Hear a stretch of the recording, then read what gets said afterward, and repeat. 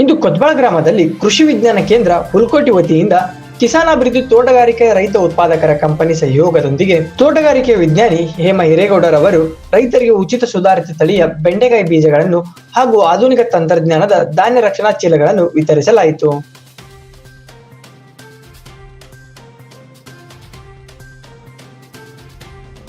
Speciality ಅಂದ್ರೆ ಇದು ಏನು ಅಂತಂದ್ರೆ ಕಡಿಮೆ ಅಂದ್ರೆ ದೊಡ್ಡ ದೊಡ್ಡ ಚೀಲ ತಂದು ನಿಮ್ಮ ಹೊಲಕ್ಕೆ ಏನು ಉಪಯೋಗಿಸೋ ಅವಶ್ಯಕತೆ ಇಲ್ಲ.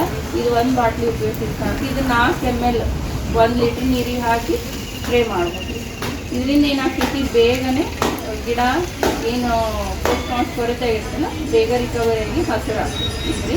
ಮತ್ತು ಇದನ್ನ DAPನ ಬೀಜೋಪಚಾರ ರೆಕಮೆಂಡ್ ಮಾಡೋದಂದ್ರೆ DAP ಬೀಜೋಪಚಾರ ಉಪಯೋಗಿಸ್ಬೋದು.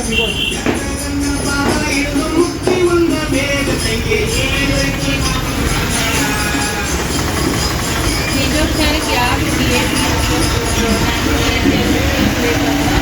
ಒಳ್ಳೆಯದು ಮೊಳೆ ಪಡೆಯೋಕೆ ಸಾಲು ಜನಕ ಐತಿ ರಂಜಕ ಐತಿ.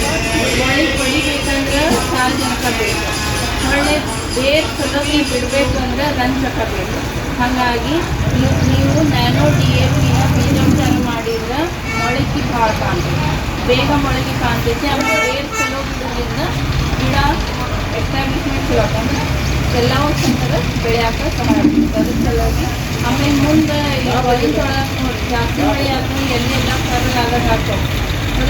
ನೋಡು ರಂಜಕ ಸಾರಜನಕದ ಕೊರತೆಯಿಂದ ಆಗ್ತದೆ. ನೀವು ಆ ಟೈಮ್ನಾಗ DAP ಹೊಲಕ್ಕೆ ಹೋಗಿ ಉಪ್ಪಿನಂಗೆ ಆಗೋದಿಲ್ಲ, ಯಾಕಂದ್ರೆ ಬಿಟ್ಟಿರ್ತಾವೆ. ಆ ಟೈಮ್ನಾಗ ನ್ಯಾನೋ DAP ಏನು ಮಾಡ್ಬೋದು, ಸ್ಪ್ರೇ ಮಾಡ್ಬೋದು. ಹಾಗಾಗಿ ಏನಾಗ್ತೈತಿ